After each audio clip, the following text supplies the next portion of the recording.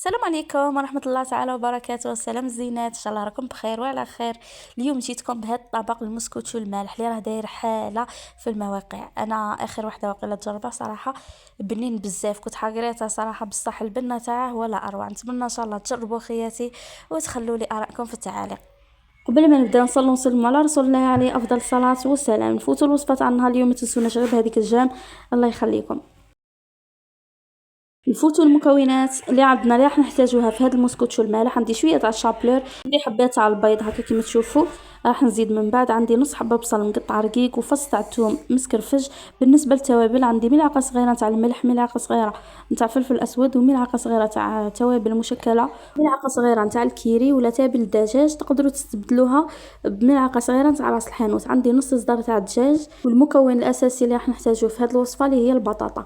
عندي 5 حبات تاع البطاطا كنت قطعتهم هكا دي مورسو صغار. اكيد نديروا لها شويه تاع الملح، والزيت تاعنا يتسخن، لازم نقلوا البطاطا الكميه تاع البطاطا كامله. الوقت اللي تكون تقلى فيه البطاطا راح نوجد الصدر تاع الدجاج تاعي ناشيه مليح. ولهنا بعد ما نرحوه البنات نجو نتبلوه مع بعض. شوفوا لهنا اشيته مليح. نجيب ريسيبي اللي راح نخدم فيه هذا الصدر تاع الدجاج تاعي ولا البولي اشي تاعي. راح نجيب لهنا هذيك النص بصله ولكم مقطعه رقيق مكعبات صغيره مع فص تاع الثوم كنت سكرفشتها هكا.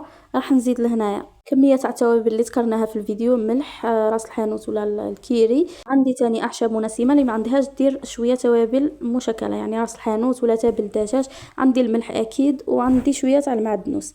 راح نزيد لهنا 2 مغارف كبار نتاع الزيت هكا باش يجينا هذاك البولي طري من الداخل وما يجيش ناشف. نخلط جميع المكونات، تخدموهم بيدكم ولا تخدموها بسباتيل هكا. نخلط كامل لي زيبيس في هذا البولي، راح يجيكم بزاف بنين، واحد البنه تجي فيه روعه. لهنا لازم تزيدوا هذوك 2 مغارف تاع الزيت. كيما نعرفوا البولي ولا الصدر تاع الدجاج كي نقلوه راح ينشف من بعد، لازم نزيدوهم ونخلطوا مليح. ونزيد شويه تاع الشابلور. لهنا ما نديروا في الدجاج تاعنا ما نديروا لا بيض لا والو، نبقاو نزيدو في الشابلور شويه بشويه ونلموا هذاك الصدر تاع الدجاج تاعنا حتى لوين تشوفوا هذاك الصدر تاع الدجاج تلم معاكم. تتوقفوا الشابلور حوالي 2 مغارف ولا 3 فقط. البيض، بالنسبه للبيض راح نحتاجوه في اخر مرحله. دوك تشوفوا تبعوا معايا الوصفه. لهنا بعد ما تلم معايا الشابلور نحبس، درت حوالي 3 مغارف. بعد ما تلم معايا عفوا صدر تاع الدجاج حبست الشابلور حوالي 3 ملاعق كبيره كيما تشوفوا. راني نضيف غير بالملعقه. لهنا خلاص خلوه شويه طري، المهم يكونش يلتصق في اليد هذاك الصدر تاع الدجاج تاعنا. في هذه المرحله خياتي راح نغسل يديا ونجيب شويه تاع الماء نمسح يديا غير بكميه قليله تاع الماء، ونبدا نشكل في لي بول نتاع تاع الدجاج تاعي هكا كيما تشوفوا.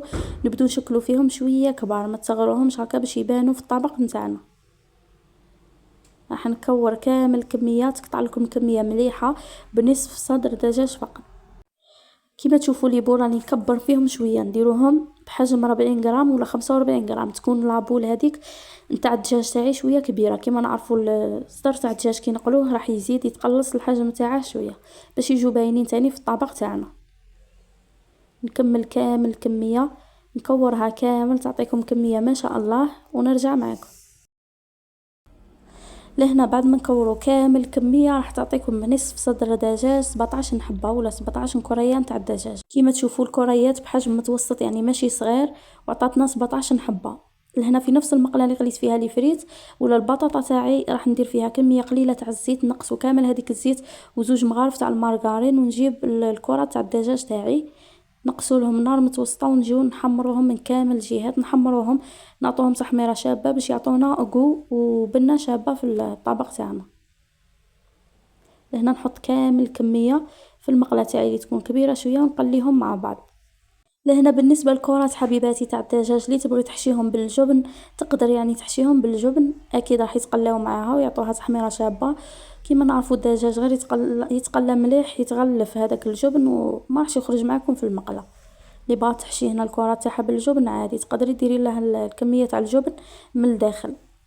هذه بالنسبه لطبق رمضاني يجي بزاف شباب وطبق جديد راه داير حاله في المواقع، البنه تاعها بزاف شابه. نتمنى ان شاء الله قاع تجربوا خياتي وتخلوا لي ارائكم في التعاليق. واللي وصلت معنا لهنا ما تنسينيش بهذيك الجام على لا فيديو باش تعم الفائده. بعد ما تحمر لي من الكامل الجهات كيما تشوفوا دا تحميره شابه. لهنا نطفي عليه النار، نقلع اكيد الحبات كامل نحطوهم في جهه. اكيد البطاطا لهنا راهي تقلات، زيد لي بول هادو حمرناهم مليح. نروحوا مع بعض نوجدوا الطبق تاعنا لنهار اليوم. هنا في اي مول تاع موسكوتشو عندكم، انا درت هذا المول معروف، درت له بابي كويسون، كنت نفختها مليح في الماء وعصرتها مليح من هذيك الكميه تاع الماء، وجيت حطيتها هكا باش ما يلصقليش الطبق تاعي تاع البطاطا ولا الطبق المالح نتاع الموسكوتشو. كيما تشوفوا غلفوه مليح، ما تدهنوا لا بزبده لا والو، يعني اكيد ما راحش يلصق معكم. اي مول عندكم هكا تاع موسكوتشو غلفوه مليح بالبابي كويسون. لهنا كرات تاع الدجاج قلت لكم طيبتهم، شوفوا التحميره اللي داوها ما شاء الله.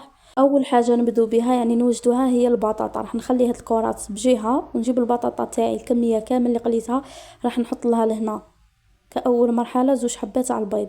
اللي بغات دير لهم هذيك الرشه نتاع الملح انا ما درتش، لانه البطاطا مالحه والدجاج تاعي مالح، فما راحش ندير لهنا الملح. نضرب مليح لهنا 2 حبات تاع البيض ونضيفوهم للبطاطا. اكيد البطاطا راح تخصني، يعني البيض درته هنا كاول مرحله 2 حبات تاع البيض.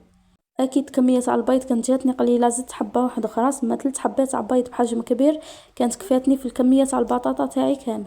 نخلطوا مليح هذيك البطاطا، نخلطوا نغلفوها كامل بهذاك البيض، تحصلوا على هكا خليط يكون خفيف شويه ما يكونش ناشف.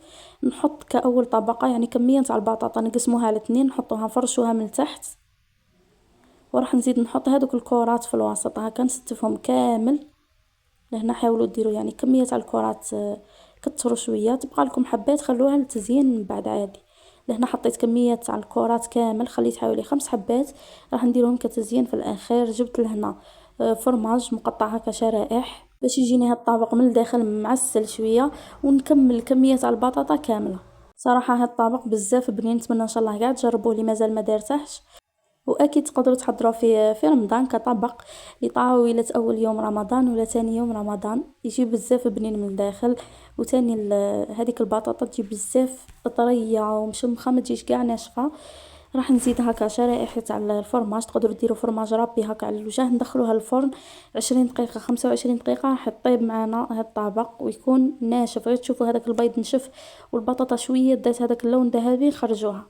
نحاولوا هنا في الوسط يعني بالسكين هكا نفوتوا على كامل المول تاعنا، لانه ما درناش البابي كويسون في الوسط. اما الجوانب تلقوه يتنحى بسرعه. راح نقلب هذا الموسكوتشو المالح تاعي في طبق التقديم كما تشوفوا، نقلعوا هذاك البابي كويسون من فوق، تلقوه تحمر هكا غير شويه يعني اللون الذهبي الشباب.